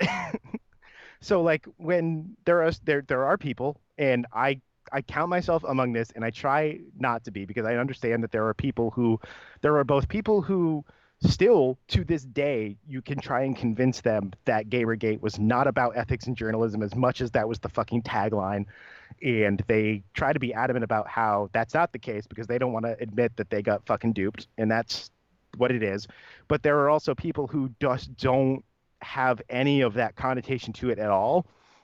But there are people who legitimately, and I'm not going to count myself among these people now because this is a very important word I'm about to use. There are people who are legitimately triggered by the word gamer. And I use triggered in the literal medical sense of that term, as in they see that word and it sets off PTSD anxiety attacks, which is what that word actually means. Like, so like when someone is like, oh, we're going to call it the gamerverse, it's like, and every E3, when someone comes out on stage and is like, we made this all for the gamers. And it's like, no, well, you're saying that because those are the people who make the most fucking noise on your forums. But those people, every time. So, and so like, I don't, like, I'm not upset that you have a different connotation to that. I think that's good in a way. Like Well, that's probably mhm. healthier. Like, but Well, like I think there's just a point where like again, me and this guy who tweeted this, I don't think have any connotation for what Gamerverse is beyond first seeing it. And so we see the words Gamerverse and we're like, oh, that's just a dumb name. That's a hmm. dumb name because nothing should be named Gamer or anything. Interesting. All right. So, I Yeah. mean, I get it. Totally see where you're coming from, and I like it makes sense. I get why some people would be upset with it. I mean, I've always understood why people are upset by the term gamer. But you say gamer with a capital G as opposed to just the term gamer, Gamer. and Yes. that's also a very big difference. Um, Absolutely. but Absolutely. but I'm thinking about it, and it's one of those things where it's like, as a female who plays video games, I almost wonder if I was blind to this because of just when I started playing video games, or maybe it's just like I always knew that there's been not can't think of the word Jerks in jerks gaming. in game. Like I like Yeah. I wonder if it's I just never saw it or anything like that because as a female who plays video games, as a woman who goes into the video game world, I just knew that there were going to be assholes who were Right. going to Like give me shit for being a girl playing video games. Like I've always known that, and I've always like kind of looked out for that. But honestly, like it it hasn't. It's affected me a couple times, but it you know I just moved past it and like kick the person's ass. Um, that's because you're awesome. But okay, so yeah, but and let me it's be clear. Like, let me be clear here. When I say that no one's been bullied for playing video games, what I mean is like, no white males have yeah, have been bullied for playing video games. yes, no, A and lot I of women yeah, and queer folk and people of color have been bullied for playing video games, exactly. usually by other people who also play video games who Mm-hmm. are mad that those people are there. They're there. Yeah, Like exactly. that's that like Yeah. that's got. But what I mean when I say like there's not like, despite what like movies and TV told you, this is a whole other thing. Is that like a lot of the way that gamer gators built up these followers is by showing them shit from like movies and TV where they were like, look at these bullied gamers. Look at what they did in the 80s where they talked about people playing video games as dorks. And it was like, dude, you realize that like that wasn't happening. That was in the movies, Yeah. but that wasn't what was happening in real life. Like you even said it, like older generation, people called you gamers. Yeah. And it's not that they were doing it like maliciously. That was just what they did. And I guarantee you, when they were younger, maybe they did like or like maybe Oh, they were probably they probably definitely didn't do it in school. they But what definitely played. probably happened is 20 years later in the 90s, they watched a movie where someone said, "Look at these dorky gamers in the arcade," and they went, "Ah, I remember guys like that," and that's it. Yeah. But then in the 2000s, someone brought these videos to people who were not even born before 1995 and said, "Hey, look what they think of you. This Yeah. is what the world really thinks of you is they think you're a dork. Come to my side and talk and hate on every woman that wants to come in and play video games." Yeah. So so for me, it's like so I hear that and I'm like, okay, so these people are clearly just like a cult. Like they're Kind trying of. to pretty much push their cultistic culture cult ideals on people, and they're just trying to get more cult people and all of that, right?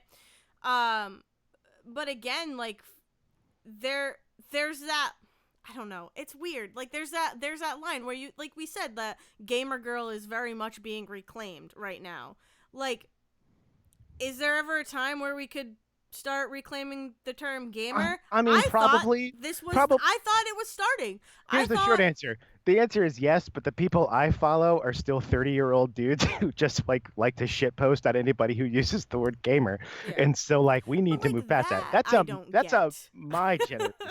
like Right. So, and that's where you get into this weird, like, metatextual Twitter thing I was talking about earlier, which is that, like, we look at stuff. There's a Twitter account I followed called Hot Gamer Takes, mm, which is like in the same vein. I don't know if you've ever followed Nuclear Takes or there's a couple of others that have like spread it out under it, which is just like someone's put something on Twitter that's so fucking dumb we all just have to laugh at it. Yeah. And this one is specifically around video games.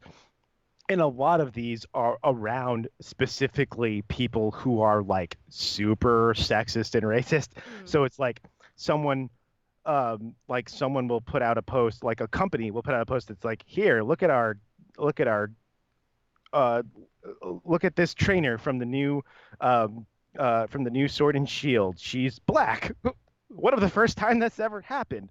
And like the reply underneath will be some idiot that's like, oh, but clearly you're only pandering to the SJWs because her skin is darker than anybody's in Japan. No one in Japan is that dark. Like that shit. Yeah. So like, Which is wrong. Like I will. right. Like yeah. But That's. but like there's a there's a specific group of people my age who look at that stuff and are like, we all have to look at this thing and point and laugh.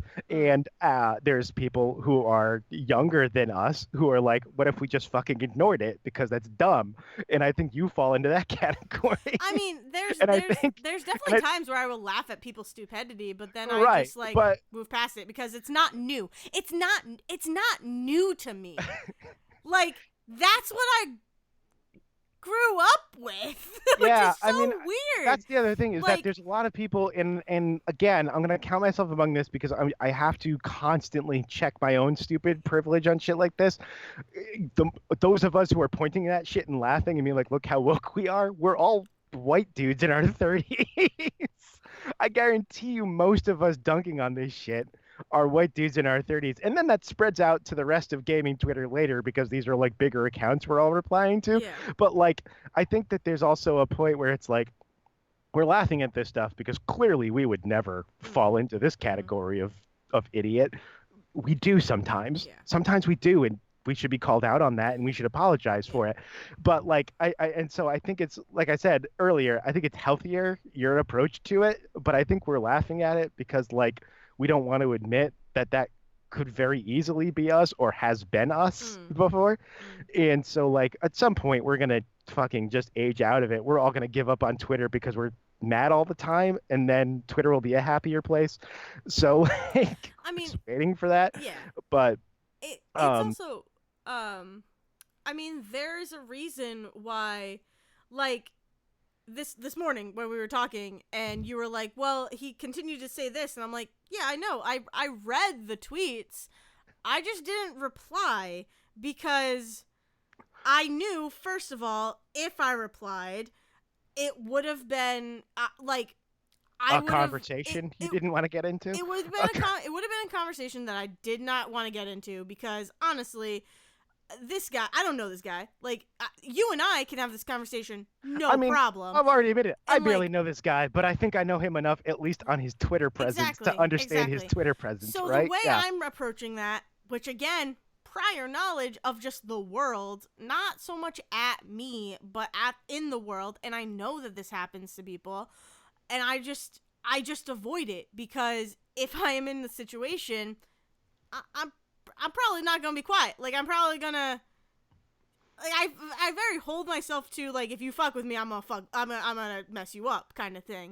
So, there was a day where I got retweeted by someone on film Twitter that I follow and love, and I used to love a podcast of his that I'm so mad fell apart. I've talked about the 80s All Over podcast on this show before, and he was one of the hosts of that, where I responded to him, and he like quote tweeted me on something, and you messaged me and were like, what's the deal with this dude? Because I might have to go to bat for you. And I was like, no, hold on. Yeah. No. This is just how Twitter happens. Don't worry about it. It's not a thing. It's not a thing.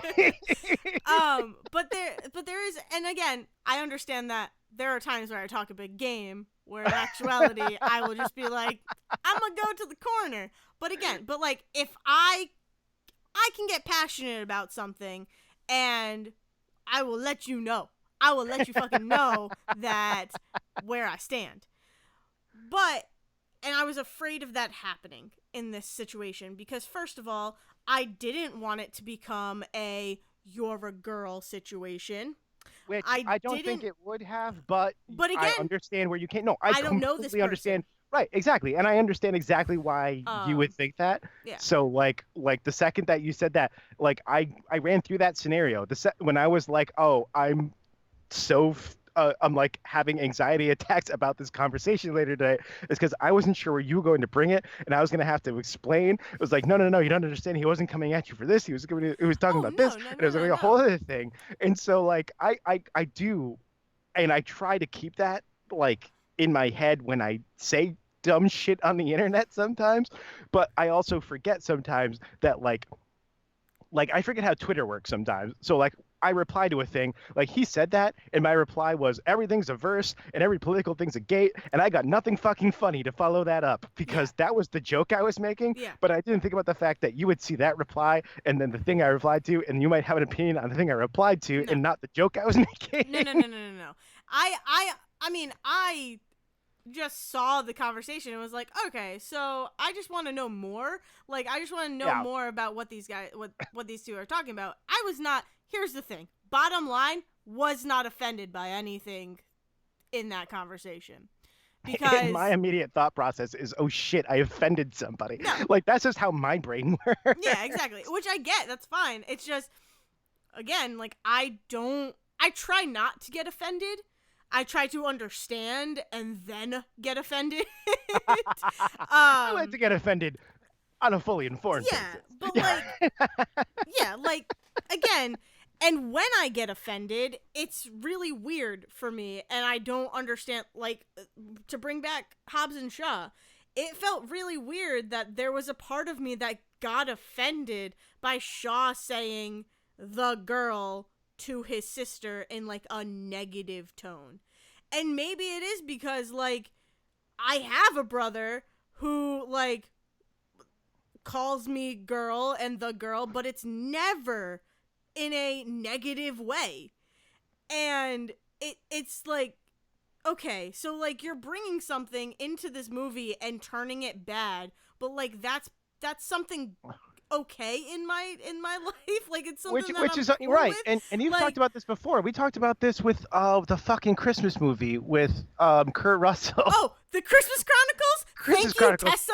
Like where you were like I'm calling out upset, Tessa because thank you, Tessa, for reminding me about that movie. where like you were upset by the brother sister dynamic and that Yeah. because you and Devin just don't have that. Which I was thinking about it today because I was thinking about the fact that like CJ and I are 2 years apart and have never been like I mean close enough. And like I love him to death, and I love him for bringing this show into my life Mm, because this show wouldn't exist without his show and all this other stuff. exactly. But like I did the math today, and I was thinking about the fact that we are like 5 or 6 years apart, and I was like, oh shit, I'm 5, like three yeah. years younger than Devin. How are you 8 years younger than Devin? Yeah.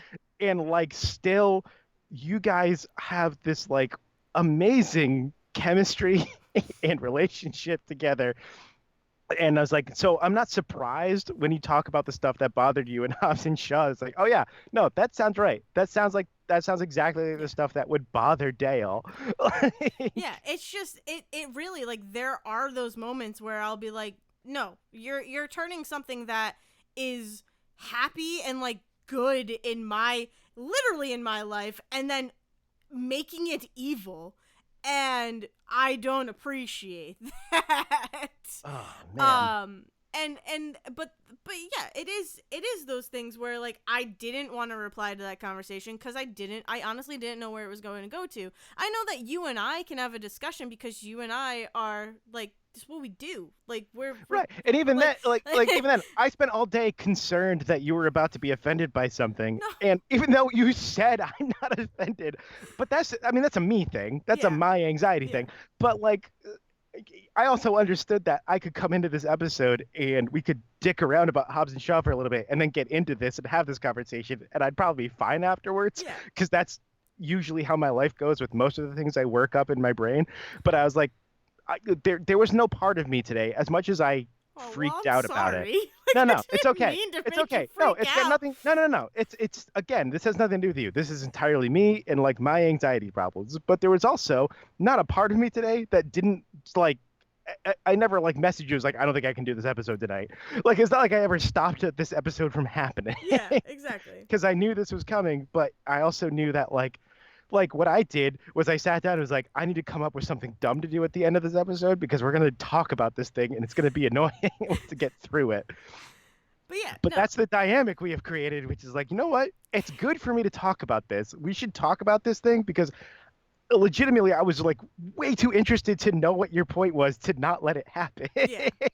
And I mean, basically the summary of my point is that gamer gamer was never not a weird word for me.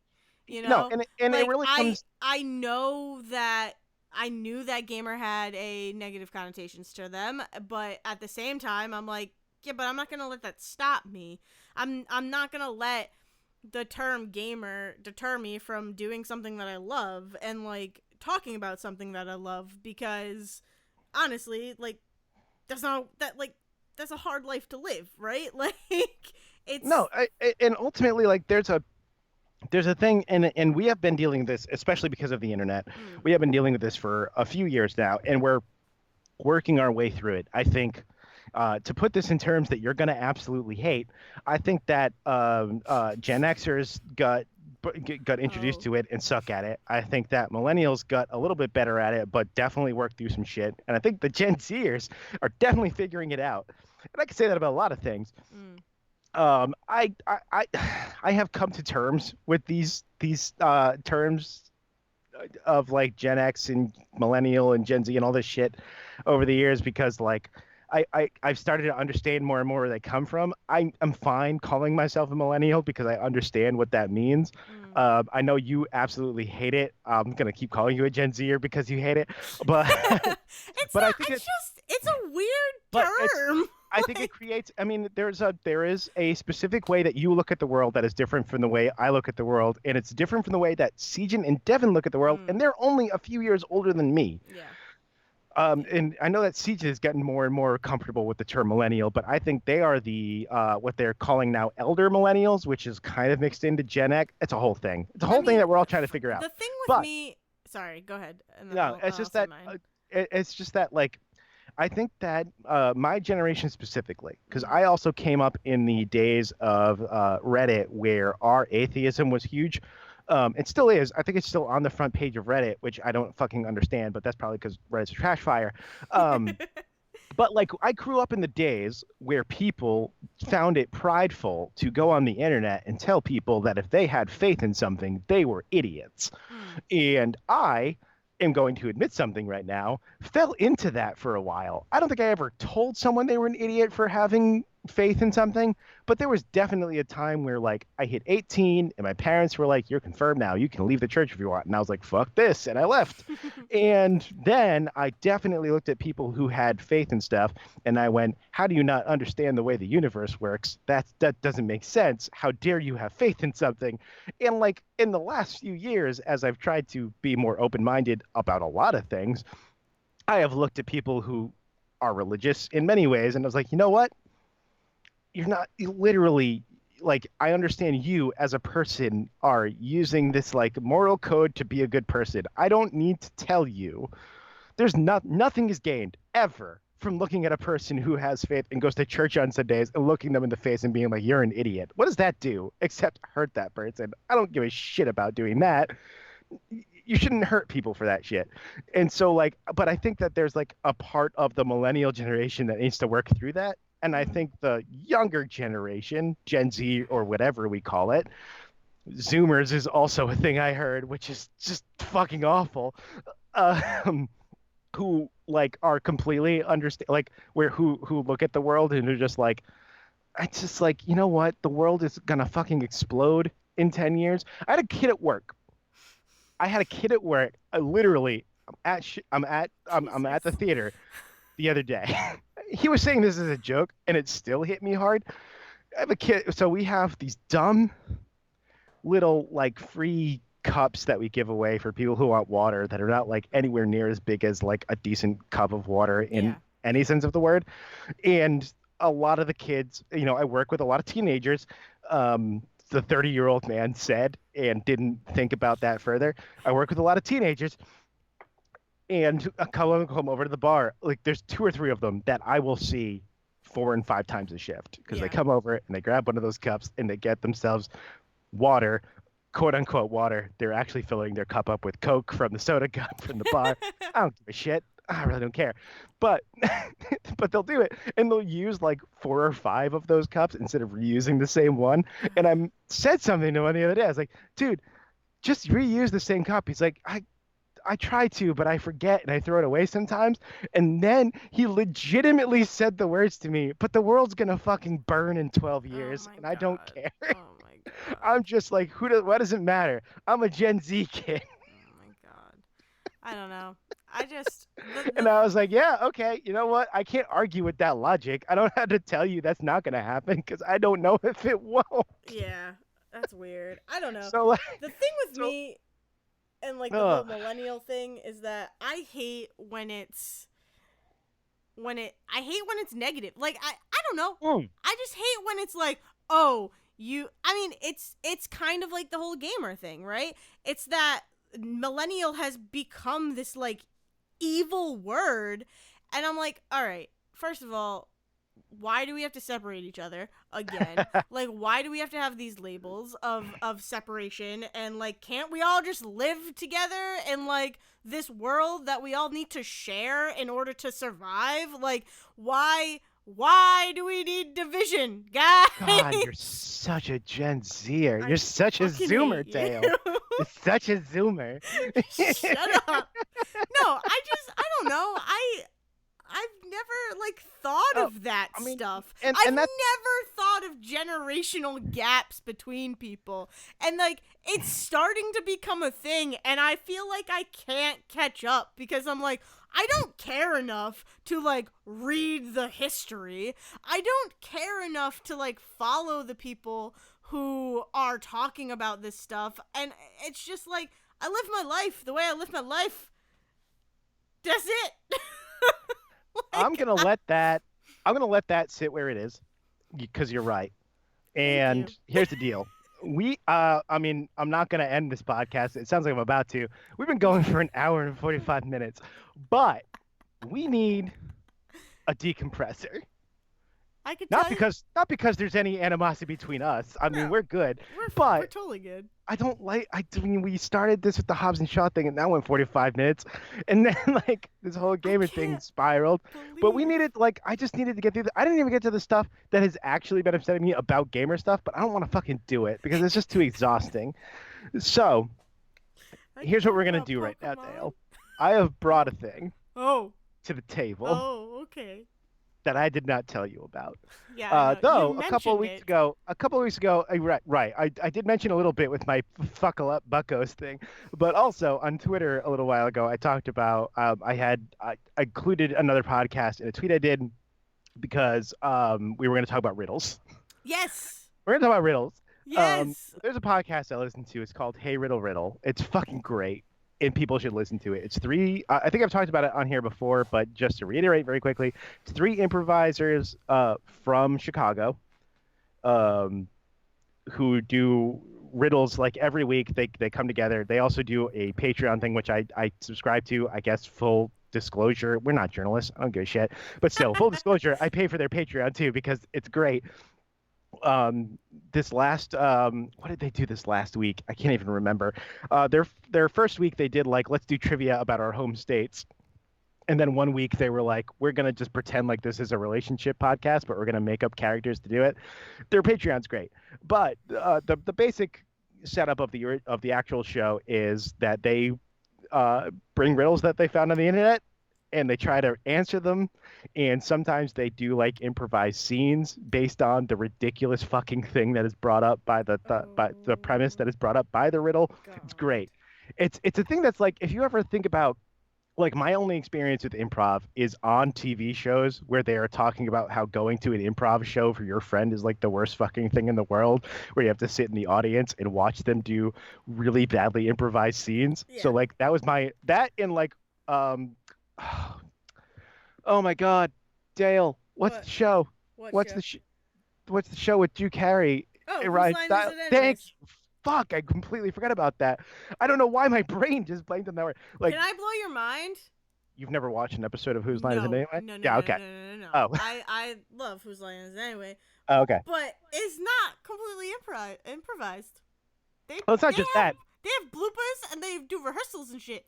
Right. It's not just But I that. do They love that also show. film, much like Family Feud, they also film like 8 episodes worth of content in a row and Oh then yeah. cut it up into 30-minute chunks. Oh yeah. No, I Um, love that show. But yeah. So that was like my entire like Whose Line Is It Anyway and like of improv on TV were my only idea of improv. And this show was like, but what if it was good? Like in The Office like proved this too, and Parks and Rec and Judd Apatow and all of his stuff did this too, mm, where it was like sometimes you can just like improvise a scene and improv can be good. mm. So, hey, riddle, riddle. I have a weird relationship with improv. That's fair. I think literally, I think that's the tagline for all of improv. I have a weird relationship with improv. This show is completely improvised when you really come down I to it. mean, yeah, it's just us. Well, We talked we're having a 45 minutes conversation. about Hobbs and Shaw by accident. I know. So it's these three improvisers. They bring these riddles. It's great, and part of the reason it's great is because riddles. I don't know if you know this, but there's like only a handful of good riddles, and the rest are fucking trash. And so like they bring these riddles to the table that are like, I don't know how to tell you this, but it's fucking terrible. Let's just power through it. So I have brought a handful. No. We'll see how long it takes us to get to the first one before I decide how many more we do. So But bad at riddles. I have brought you some of the worst riddles they've ever done. Oh Which I God. guess is this is a non-paid sponsorship for Hey Riddle Riddle. You should follow that. You should follow all them. One of their main, so one of their main cast members, like the guy who actually created Hey Riddle Riddle and got the other two to come with them, is Adil Rafai, who is Chunt the Badger on Hello from the Magic Tavern, which is another improvised podcast. Hello from the Magic Tavern is an entire show based on the concept of this guy gets sucked through a portal at a Burger King in Illinois. Wait, what? And it winds up in a magical realm. And so he just hangs out at this tavern where he spit out because he's got just enough Wi-Fi to record a podcast and send it back through the portal. And so he hangs out with Chunt the Badger, who's a shapeshifter who changes shape with every creature he has sex with, and Usador the Blue, the wizard that he hangs out with, who's kind of shitty. And so like that's also very good. You should watch that. What? But Adol Rafai, yeah. Dale, I'm throwing a lot of concepts at you right now. So You Adol are. Rafai, I like riddles. I'm gonna get these other two improvisers I like to come with me. Their biggest running joke is that Adol is like 40 something and the other two hosts are in their 20s. And so they're just constantly making jokes about the fact that he's too old to recognize their references and shit. So I am going to give you a couple of riddles, Okay. and you should know that they're bad. Okay. And they're specifically bad because they don't give you enough information to solve them. Love it. So, I love it. Get ready for some answers, Zach. That's what I'm gonna tell you. so first riddle, so we could decompress from this weird, dark episode that we just did. Now I'm like on more edge. The best thing is, I think all four of the riddles I chose by accident involve someone dying. So, God! about the darkness. Zach. A man lies dead at the bottom of a mesa. The only thing next to him is a straw.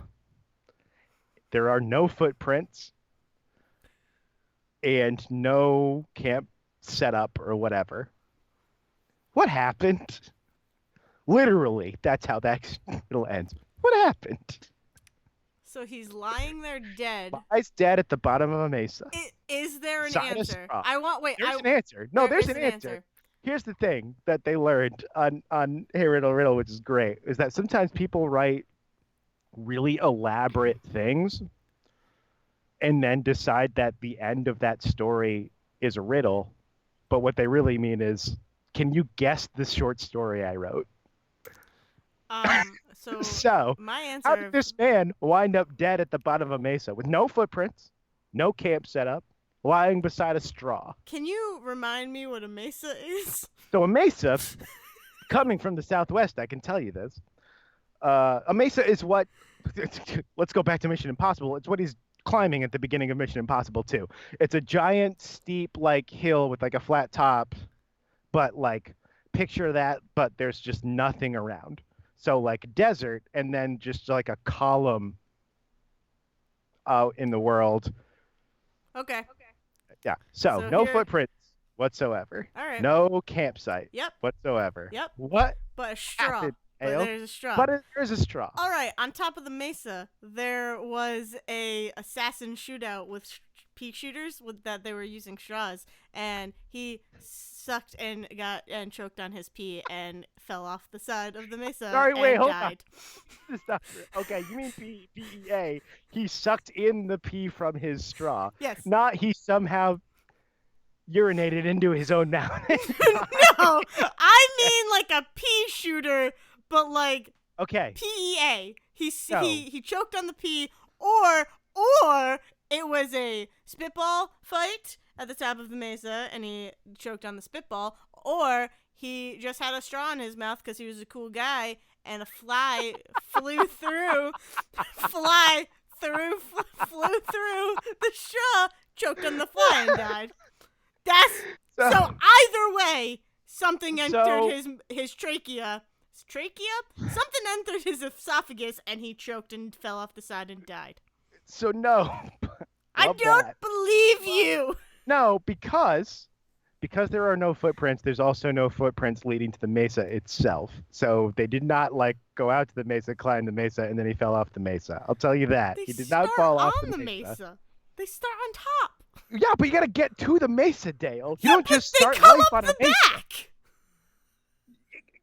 You're still gonna walk up to the back of the mesa. You don't just start life on a mesa. On a mesa, You and then could? you have pea You shooters could? shots at each other. Maybe he got helicoptered down. You don't know his No, life. I mean, You don't even know how he died. Dale, lean into the helicopter premise in that he was dropped down from a thing. Submarine? No. He dropped down.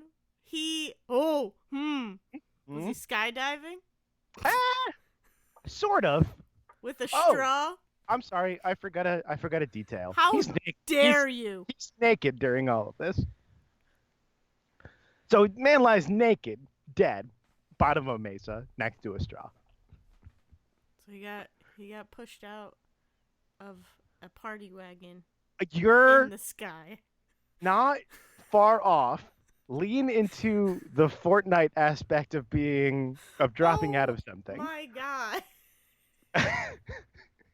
Think about how have you played You played Fortnite. Yes, I played Fortnite. I played like 20 minutes of it, and it sucked. Think about how Fortnite starts. Yeah, you're on a bus.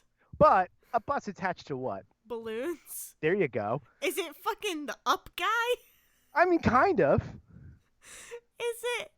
Oh, wait. Oh. Was he shooting at the balloons with the He was straw? shooting at the balloons. No. What? This is specifically tied to a very specific turn of phrase also. Don't piss in the wind. You might die in the desert. Still on urinating. I'm giving you one more. I was never on urinating. You brought that up. That's true. I did. I'm giving you one more minute before we move on to the next one, but I do want to give you the answer because you're gonna fucking love it. Are you done? You're done guessing? Okay. So I love this. I love this. This is why I fucking love riddles, because they're just like, I gave you the end of a short story. The man was in a hot air balloon. Oh. And the hot air balloon started to sink. And they didn't want to get stranded in the desert. And so a group of people in this hot air balloon decide, we're just going to throw our clothes over and get off the weight. And that just wasn't enough. And so they drew straws. And this man drew the short straw. And so he was forced to jump out of the hot air balloon. And so he held on to the straw the whole time and died, and he was naked, and the hot air balloon got out of the desert. I like my stories better. You came up with very good stories, Dale, including pea shooters on top of the mesa. All I could think of was that stupid assassin game where, like, you have a pipette, and this is played on ships a lot when you're in kids club, so there's that background. But you have a little pipette, and you have water in the pipette all the time. And then you see people around the ship, and if you get them with their water, they're out. That's all I could think of when you said a woman stands on top of a cliff, Dale. You're so done. Yeah, A a woman woman woman stands on top of a cliff. Got stands it. on top of a cliff. Her husband is with her. Mhm. Then her husband leaves. Mhm. She cries out and then jumps off the cliff. But she lands safely and does not land in the ocean, which the cliff is also beside. I forgot that part. A woman stands beside a cliff next to the ocean is what I should have said. Okay. Her with her husband. Yep. Then her husband leaves. Yep. She jumps off the cliff after crying out in agony, Yep. but lands perfectly safe and dry. What happened? Okay. Okay. Dale writes short stories. This is our new segment forever. Dale just creates shit out of her brain. All right. So, clearly, Uh-huh. these two have been having marital spats, right? Sure. So, hubby's plan is to go up to this beautiful scenic area where he can push his wife over the edge of this cliff, right? Uh-huh. Of course, Sure. Totally unbeknownst normal. to her, Get it? unbeknownst to her, Understand. As a gamer, I understand the instinct. As a so hubby here, he is done. And he's like, the only way out of this is to kill her. Because then I could collect some life insurance bullshit. So they go up to the top of the cliff, and he pushes her over, and he's planning to push her over the edge. But he instead slips on a caterpillar. Specifically a caterpillar.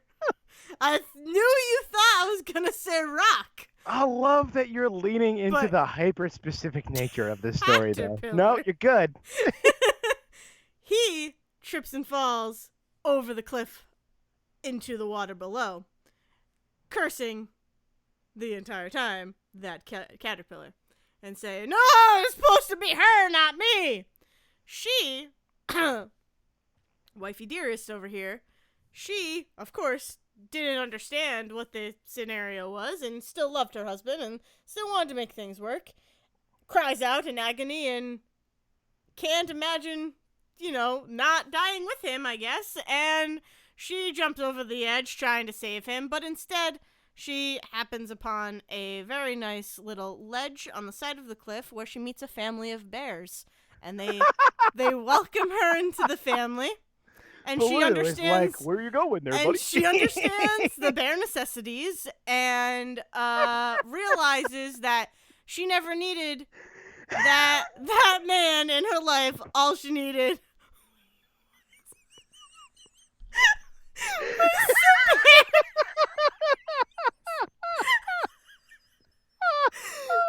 And she gets to learn the bear language. She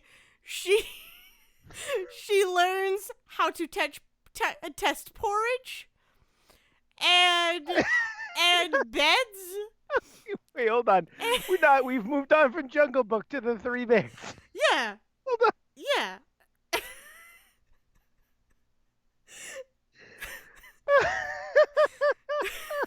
And then she lives her life, her best life, as a bear. Oh, man. I think I hit I it think on the you're- head. I think I hit the nail on the head. You're wrong, but I love it so much. Oh, what if I told you that both people jumped willingly? How does that change your story? Yeah, okay, I got this. Okay.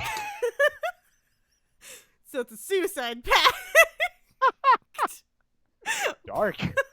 Well, they're fucking dead, Zach, so... I never said they were dead. I said she landed safely and dry. Oh, right. Yeah. Alright, so it's not a suicide pact. But, well, maybe it still could be. It still could be. Just that she sucked at it? She just Like, sucked what- at it, yeah. That's why she cries out in agony. Because she's like, no, I promised him that we would always live to the end together, and here I am dry with bears, and there he is That weird in moment the in Romeo water. and Juliet where she wakes up and is like, he's dead. I cannot live anymore. Yeah. And she kills herself. I think Ugh. maybe there was a bet going on, right? Uh-huh. Who's ready to jump? Don't fucking. They jump willingly? They got that weird relationship that Stan had in that episode of American Dad where he divorced Francine and found that woman who also shoots things real good. They where they go to the fondue place and both stick their hands in the fucking Oh my fryer. God. All right, so they're both adrenaline junkies. They just watched Point Break. The new one. The original or the new No, one? the There new we go. one. with the extreme base jumpers. All right. They watched that and they were The like, one that's we could do that. They watched the Point Break that's based on Fast and the Furious, not the Point Break that Fast and the Furious was based on. I got you. Yeah. Yeah, exactly. They're like, we're impressionable, young adults. Let's do it. Let's jump off this cliff as a pact together. And if we don't make it, well, at least we had a rush in the process.